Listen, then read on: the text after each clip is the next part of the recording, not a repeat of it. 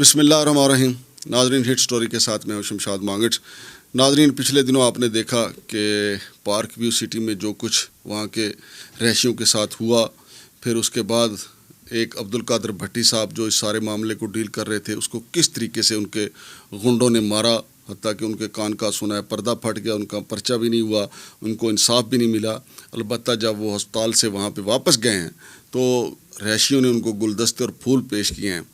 لیکن اس سے گلدستے اور پھول پیش کرنے سے کیا ہوتا ہے؟ یا تو جس طریقے سے پہلے دن سے رہائشی باہر نکلے تھے اس طریقے سے باہر نکلتے، اور جس دن ان کو مارا گیا اس دن وہ جمعہ کے دن، یعنی اس جمعہ سے پچھلے جمعے کو، وہ چند لوگ جو ہیں وہ احتجاج ریکارڈ کرنے کے لیے ہیڈ آفس کے باہر آئے تھے، اور وہاں پہ انتظامیہ کے وہ گنڈے جو پہلے دن نقاب پہن کے آئے تھے اور انہوں نے اسلحہ بھی لہرایا تھا، انہوں نے ان کو مارنا شروع کر دیا. پھر جو ویڈیو سامنے آئی تو شہریوں کے اوپر، بلکہ پورے پاکستان کے جو شہری ہیں اور ان کے جو ممبران اوورسیز جو ہیں، ان کے اوپر ایک لرزہ طاری ہو گیا کہ یار ہم کسی اچھی سوسائٹی میں رہتے ہیں یا غنڈوں کی سوسائٹی میں رہتے ہیں، بدماشوں کی سوسائٹی میں رہتے ہیں. لیکن یہ تو بات کھل گئی کہ علیم خان صاحب کی یہ جو سوسائٹی ہے پارک ویو سٹی جو ہے یہ غنڈوں کی ہے، کیونکہ غنڈوں نے جس طریقے سے عبدالقادر بھٹی صاحب کے ساتھ کیا، اور ان کے ساتھ جو ایک لڑکا تھا اس کی شرٹ پھاڑ دی، اس کے ساتھ اس کی جو اس کی خاتون بھی ایک ساتھ تھی، وہ بھی غنڈوں کو کہتی رہی کہ آپ نہ ماریں. لیکن انہوں نے جتنا ظلم کرنا تھا وہ کیا، حتیٰ کہ تقریباً انہوں نے اپنی طرف سے غنڈوں نے عبدالقادر بھٹی کو تو مار ہی دیا تھا. لیکن ہاسپٹل میں جا کے عبدالقادر بھٹی جو ہیں وہ کئی روز داخل رہے، ان کی صحت سنور گئی. اب میں کوشش کروں گا کہ عبدالقادر بھٹی جو ہیں گھر جا کے ان کی عیادت بھی کروں، پھر ان کا انٹرویو بھی کروں، اور اب تازہ ترین صورتحال کیا ہے. جو ڈیولپمنٹ چارجز لگائے گئے تھے وہ تو نہیں ہٹائے گئے، وہ تو اسی طریقے سے قائم ہے کہ جو رہائشی ہیں وہ ڈیولپمنٹ چارجز جو ہیں وہ 5 مرلے والا 5 لاکھ اور 10 مرلے والا 10 لاکھ دے گا، 1 کنال والا 1 کنال دے گا. اس کے اوپر بھی تازہ ترین صورتحال آپ کو بتاؤں گا. لیکن جو اوورسیز پاکستانی ہیں وہ مجھے مسلسل جو ہے وہ میرے یوٹیوب کے ذریعے، میرے ٹک ٹاک چینل کے ذریعے اور ہمارے فیس بک چینل کے ذریعے وہ پیغامات دے رہے ہیں کہ ہمارے ساتھ بڑا ظلم ہو رہا ہے. 5-7 سال ہو گئے ان سے پوری مکمل پیمنٹ انہوں نے لی ہوئی ہے پارک ویو سٹی نے.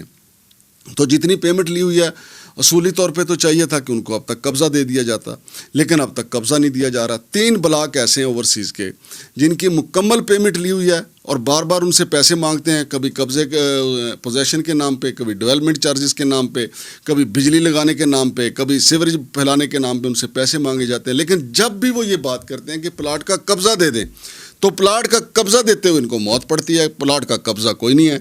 تو اب ناظرین، چونکہ اوورسیز پاکستانیوں کا پریشر بڑھ رہا ہے، اور اس کے ساتھ ساتھ ہم نے ایک پروگرام کیا تھا کہ سی ڈی اے کی زمینوں پہ بھی انہوں نے قبضہ کیا ہوا ہے. وہ اس کے اوپر میری اطلاع کے مطابق سی ڈی اے کے کچھ بندے انہوں نے اپنے پرائیویٹ دفتر میں بلو ایریا میں، جو ان کا ٹی وی چینل بھی ہے، وہاں پہ انہوں نے بٹھائے ہوئے ہیں، اور سی ڈی اے کے ریکارڈ میں رد و بدل کیا جا رہا ہے. اب یہ معاملہ تو جناب چیئرمین کو دیکھنا چاہیے، پلاننگ والوں کو دیکھنا چاہیے، ممبر ایڈمن کو دیکھنا چاہیے، وزیر داخلہ کو دیکھنا چاہیے. اب اگر ایک شخص جو ہے، اگر عبدالعلیم خان صاحب جو ہیں وہ وفاقی وزیر ہیں، وہ وزیر مواصلات بن گئے ہیں، تو ان کو لائسنس تو نہیں مل گیا نا کہ وہ لوگوں کو مارے پیٹے بھی اور ان سے پیسے لے کے ان کو پلاٹ نہ دیں، ان کو قبضے نہ دیں. تو یہ تو بڑا ظلم در ظلم ہے. تو ایک وفاقی وزیر کو کیا یہ زیب دیتا ہے، یا کیا ان کے وفاقی وزیر ہونا عمران خان کے خلاف پریس کانفرنس کر دینا، اس بات کی ان کو اجازت ہے کہ اب وہ سی ڈی اے کی زمینوں پہ قبضہ کر لیں؟ کیا یہ ان کو اجازت دیتی ہے پریس کانفرنس عمران خان کے خلاف کرنا کہ اب وہ سی ڈی اے کی زمینوں پہ رد و بدل کر سکتے ہیں؟ تو ناظرین، اس کے ساتھ ایک اور بڑا تفصیلی پروگرام اب میں کروں گا، تو ضروری تھا کہ آپ کو اپڈیٹ کروں کہ اس وقت پارک ویو میں کیا چل رہا ہے. پارک ویو میں اوورسیز پاکستانی جو ہیں وہ بہت پریشان ہیں، ان سے مکمل پیسے لیے جا چکے ہیں لیکن قبضہ نہیں دیا جا رہا. اور عبدالقادر بھٹی جو شدید زخمی تھے، ایک موقع ایسا آیا تھا، خدا نخواستہ اللہ ان کو لمبی زندگی دے، کہ ڈاکٹروں نے کہا تھا کہ ان کی جو ہے تشویشناک صورتحال ہے اور کچھ بھی ہو سکتا ہے، کیونکہ ان کے سر پہ چوٹیں لگی تھی اور کان کا پردہ بھی ان کا پھٹ گیا تھا. لیکن اللہ نے ان کو نئی زندگی دی ہے، تو میں کوشش کروں گا ان کا بھی انٹرویو کروں، اور پھر میں آپ کے سامنے وہ تفصیل بھی رکھوں گا کہ جو سی ڈی اے کے ریکارڈ میں رد و بدل کیا جا رہا ہے، یہ ساری اگلے پروگرام میں رکھوں گا. لیکن عبدالقادر بھٹی کی صحت جو ہے وہ جتنے بھی وہاں کے رہائشی ہیں ان کو بھی مبارک ہو، عبدالقادر بھٹی کے جو عزیز و اقارب ہیں ان کو بھی مبارک ہو. لیکن عبدالقادر بھٹی کو جو اکیلا اور ان کے ساتھ ایک اور نوجوان 3-4 ہی تھے احتجاج کرنے والے، تو شکر ہے کہ عبد القادر بھٹی نے وہاں پہ عالم لوہار کی آواز میں گانا نہیں شروع کر دیا کہ میں باج پراواں ماریا میری خالی ہوگی کانڈ. وہ مرزے کو مارا تھا نا، تو پھر عالم لوہار نے یہ گیت گایا تھا کہ میں باج پراواں، یعنی کہ مجھے میرے بھائیوں کے بغیر مارا گیا اور میری کمر خالی تھی. تو عبد القادر بھٹی کے ساتھ بھی یہی ہوا کہ وہ جو احتجاجی مظاہرین اس دن ان کے ساتھ نہیں تھے، تو اس کا گنڈوں نے بھرپور فائدہ اٹھایا اور مکمل سرپرستی حاصل تھی پارک ویو سٹی کے مینجمنٹ کی کہ جی ان کو آج سبق سکھا دیں. لیکن عبد القادر بھٹی جو ہیں وہ بھی پورے دنوں کے بھٹی ہیں، راجپوت بھٹی ہیں، اور دلہ بھٹی ان کے اندر جو ہے وہ چمکتا ہے. ان کا یہ کہنا ہے، انہوں نے صحت یاب ہونے کے بعد انہوں نے کہا ہے کہ وہ جو پارک ویو سٹی کے رہائشی ہیں ان کے حقوق کے لیے اپنی جد و جہد سے پیچھے نہیں ہٹیں گے، چاہے ان کی جان ہی چلی جائے. ویل ڈن عبد القادر بھٹی صاحب. یہ زندگی بڑی مختصر ہے.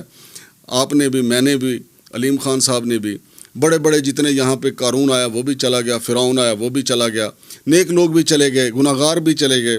آپ سٹرگل کر رہے ہیں پارک ویو سٹی کے لوگوں کے لیے، آپ نے بھی دنیا چھوڑ جانی ہے. ہم آپ کی سٹرگل کو اجاگر کرتے ہیں، ہم نے بھی دنیا چھوڑ جانی ہے. عبدالعلیم خان صاحب اوورسیز پاکستانیوں سے پیسے لے کے اپنے اکاؤنٹ میں ڈال رہے ہیں اور سارا پیسہ کرکٹ بورڈ پہ لگا رہے ہیں، پاکستانی ٹیم کی شرٹوں پہ لگا رہے ہیں، اور پاکستانی ٹیم کی کارکردگی اسی لیے بیٹھ گئی ہے کہ ایک 2 نمبر لوگو جو ہے ان کی کمر پہ لگا ہوتا ہے، چونکہ اوورسیز پاکستانیوں کو وہ دیتے نہیں پلاٹ. تو اس سلسلے میں جو بھی آپ کی قانونی جنگ ہوگی، جو بھی آپ کی احتجاجی جنگ ہوگی، ہم اس کو اجاگر کرتے رہیں گے. شمشاد مانگڑ کو فی الحال اجازت دیجیے. اللہ حافظ.